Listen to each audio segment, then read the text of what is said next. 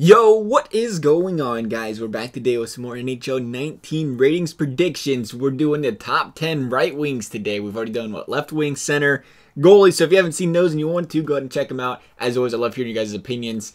And we got a tough list today. This is a very tough one. We got quite a few honorable mentions that didn't even make the list. That we're going to have some very unhappy fans. Made a big mistake. You do top 10 lists, you just don't leave Maple Leafs and you just don't leave Vancouver Canuck players off, because those passionate fans over there in those two teams, you gotta love it though. You gotta love the passion you got for their players. But as we bring that up, we got Alexander Radloff, Wayne Simmonds, Mitch, Marner, and Willie Nylander ain't making this list. I can't see them doing it yet. They're still 80-45 according to EA in their game.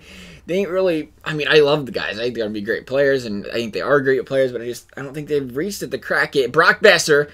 Can't believe I'm saying Brock Besser ain't going to make it, but nope. I think he's got another year or two in him. Maybe next year. Maybe just next year Brock Besser will be there. Jonathan Marchessault missed the list because I don't freaking know what position he's playing. I really don't.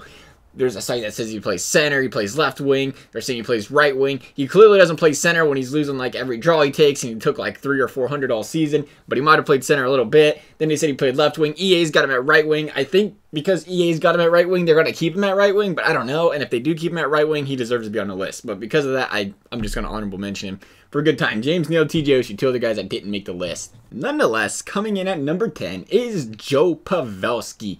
Age appears to be catching up with Pavelski as he posted his second straight 66 point season, but he came into last season at 88, ended as an 86, is a great two-way player, and because of that, I think we still see him crack the list over a few other guys, although this may be the beginning of the end for little Joe, but hopefully not, hitting him with that 86 overall. Number 9 is Mark Stone. Now, believe it or not, Erik Karlsson wasn't the only good player in Ottawa last season. Some might be forgetting Mark Stone. Mark Stone was on pace for a career year until he missed around a quarter of the season due to injury. He still finished above a point per game, 20 goals, 42 assists, and Mark Stone has had quite the reputation of being a guy that's very defensive, and he's made these top 10 lists from EA because of his defensive abilities. It's just unfortunate to see, because that's probably the reason he's going to make it again this season, but he's becoming a pretty good offensive player as well. He plays a full season, maybe he sees a little bit of a bump up, but unfortunately he didn't. So we're going to keep him stationary right at that 87 overall again. And that's about it. That's where we stop. This is the end of the list. Thank you guys, because I don't want to share the next 7 guys because I'm scared and it was hard and I've hurt my head and I'm still thinking twice about it. Man, I could not. Oh my goodness, it's tough. These next, it has to be like next 8 guys. You can argue number 1 and 2. It wasn't as hard for me to figure those boys out. But these next 5 guys, man, switching them back and forth is just very, very possible. I had to go to Twitter, as I always do, for you guys' help. Try to get a little bit of clarification on some things, because it was a tough list. Man, the right wings are looking good. We went through left wings and it was kind of meh. Right wings are looking nice, though. Coming in at number 8, Jakub Voracek. Y'all a bunch of Voracek haters on the Twitter, aren't you? Understandably, this is the second time in Voracek's career, though, where he's went out there and put out an outlandish point total by his standards, 85 points this season, followed up with 65 assists. Besides those 2 80-plus point seasons, though, he's never exceeded 62 points in one season. And I think that's kind of what EA is going to look at here, and typically other people might be as well, because normally you don't see an enormously big upgrade for a guy that's been, the same player for the last 2 or 3 seasons. His case, 2 seasons, you see that big upgrade boost, especially when you've been in the league for a while. So I can't see him getting a large upgrade. I really see him sitting right around that 88 overall. But hey, then again, last time he dropped that 80-point season, they bumped him up to a 90. But that was when overalls were a little bit higher, I believe, as well. Remember when we based these overalls, we based them off of last year's game. So if there's, the highest players in 92, 93, that's what we're going to max it out at this year as well. We're not going to go any higher because I'm just going to go by EA standards. I'm not going to predict a 99, and EA comes out with a Crosby or McDavid at 95, Number 7, Phil Kessel. I like Phil. Phil's a fun guy. But I have a question for you, Phil. Do you skate in a defensive zone or not?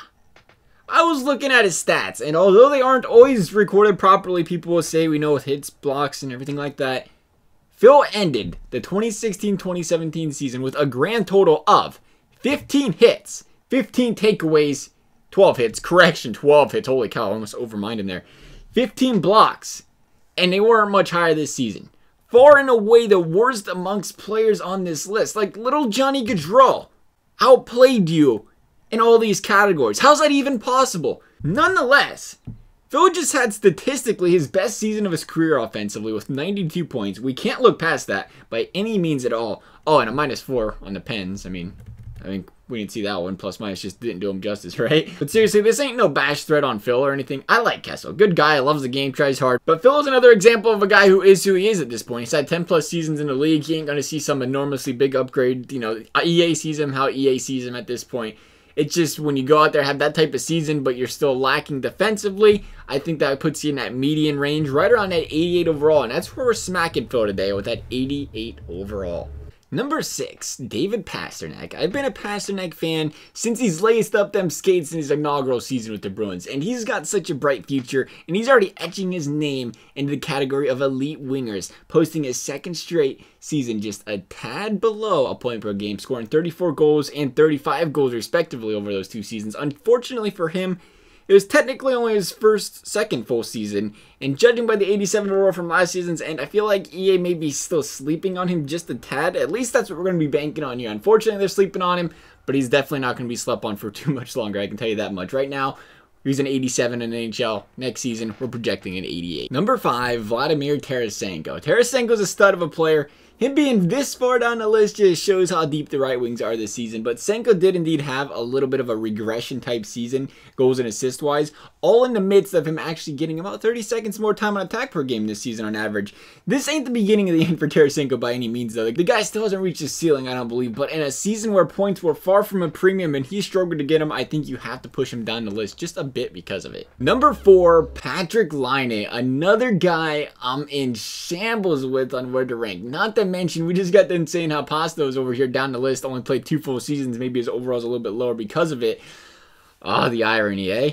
It's an EA thing, though. That's pretty much all I gotta say. It's an EA thing, alright? Give me a break. Besides the fact that Laine has the quote-unquote bigger name in the eyes of EA compared to Pasta, this guy's netted 80 pucks in his first 2 seasons. He has 44 goals last season at the age of 19. Do you know who the last guy was to score 44 goals at the age of 19? Yeah, me neither. I was hoping you guys could probably tell me. Probably Ovechkin or Stamkos, though. It hasn't happened in the last 5 seasons by anybody. And Ovechkin and Stamkos, that's not bad company right there. Laine is a premier goal scorer in this league, and he's only 20 years old. I fully expect to see the reflection in his overall this season, and we're going to go and get him from an 88 overall to a 90 overall going into next season. All right, number 3, boys. We're ready for the critics. I don't think a lot of you guys put him this high. I'm going to put him this high, and that is Blake Wheeler. Hit me with it, boys. I'm ready. Not really. Please, be nice. Please. But Blake Wheeler, often overlooked by people. Heck, even EA put him in their notes for being ranked number 5 last season, but he's very underlooked by the rest of the league. I mean, even EA noticed it. You gotta like that, right? Being ranked number 5 on the list last season, the 2 people he's jumping from last season, Vladimir Tarasenko, Joe Pavelski. So here's why we're putting Wheeler up here. First off, because he is one of, if not arguably, the best power forward in the league right now. He led the league in assists, with Giroux, of course, tied with him. That's right, better than McDavid, indeed. He had 91 points. His one weak area in his game, if you want to call it that, is his goal-scoring abilities. 3 straight seasons at 26 goals and only 23 this season. But what he lacks in goal-scoring, he excels in on the defensive end of the ice. He's laid the body, blocked more shots than any one of the previous 4 players on this list. Man, Torture just loved this guy. Defensive stats can weigh quite a bit on players' overall ratings. Just take a look at guys like Mark Stone, Bergeron, Taze over the years. And most importantly, from a ranking standpoint, I can't see the logic behind EA quote-unquote demoting Blake Wheeler, as we brought it up before, the 2 guys he deserves to be jumping over in the list. Considering Blake Wheeler just had the best season of his career, show Blake some love and slide him in at that 90 overall. Number 2, Patrick Kane. Kane is coming in at number 2 for a couple reasons. 1, being it's Patty freaking Kane. 2, being he came in at number 1 last season, and I feel like it wasn't so much he didn't do something this season, or where he did something wrong this season. At least I wouldn't call a 76-point season doing something wrong. But I feel like the guy above him on this list just had that much better of a season. And because of it, he's going to leapfrog Patty Kane on this list. But Kane's not going to slip any further because we're going to keep him at that 91 overall. Coming in at number 1 is Nikita Kucherov. Young lad Nikita Kucherov. 'Twas just this past September where we made a bold predictions video saying how this guy was going to lead the NHL in points. Now there would be nothing bold about that prediction at all, because Kucherov went out there and dropped 100 points this season. And had there not been 300-point scorers this season, had there not been a guy like Connor McDavid in the league, I guess, he would have led the league in points. 79 goals in his last 2 seasons, 185 points in his last 2 seasons, and 154 games played. Needless to say, he has cemented himself as one of the top wingers in the game today. And before anyone wants to excuse his points for the season because he got carried by Stamkos, I know people love saying that about Panarin. Now look how Panarin's doing, look how Kane's doing. Awkward, right? Stamkos was injured last season. Not this season, the season before. I think he played like 17 games, and Kucherov dropped 40 goals in 74 games. So I don't think Stamkos was the reason there. I know some people just like throwing stuff out there, finding reasons not to like guys. You got to respect the good players. Kucherov's a good player. I'll say it again. Kucherov is a steal at that $9.5 million contract. I know people will talk about the sales tax in Florida, etc. But if that was so important, why aren't the Panthers stacked? Or the Dolphins? Or the Marlins? You get the point, right? Kucherov is elite. The Lightning are scary talented. And welcome to number 1 on the list. Enjoy your 92 overall, Kucherov. Hope to see you here in future seasons as well. As for this video, though, guys, this is my top 10 wingers list prediction. I would love to hear the top 10s you guys got down below in the comment section. As always, thanks for watching, guys, and we'll see you next time.